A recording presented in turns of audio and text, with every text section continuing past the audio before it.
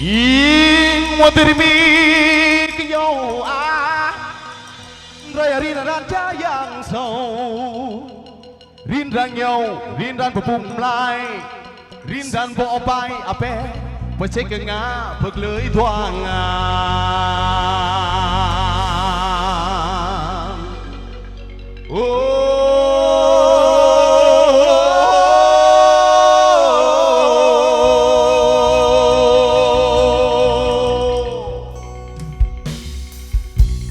vì một bình minh rừng thu sương ngát về một trường ca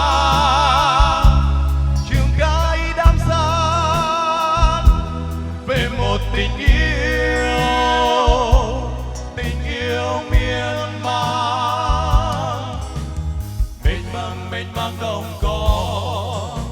Tôi đến đây với cao nguyên ơi, tôi đến đây với cao nguyên ơi, vì một dòng suối ác cao, vì một màu đất ba gian, về một khung ca mang đang lớn mênh mang đồng cỏ. Tôi đến đây với cao nguyên ơi, tôi đến đây với cao nguyên ơi, vì một nhịp chiến buồn ca xiên, vì một chiều xanh lòng gió ban mê là tình yêu mà tôi đam mê.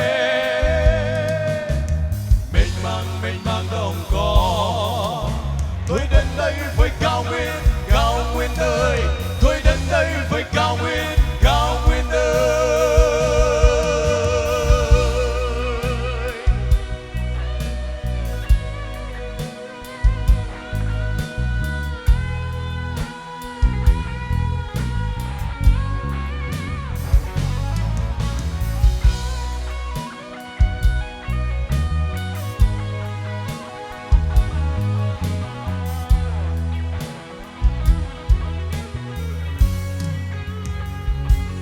Vì một bình minh rừng thu sương ngát về một trường ca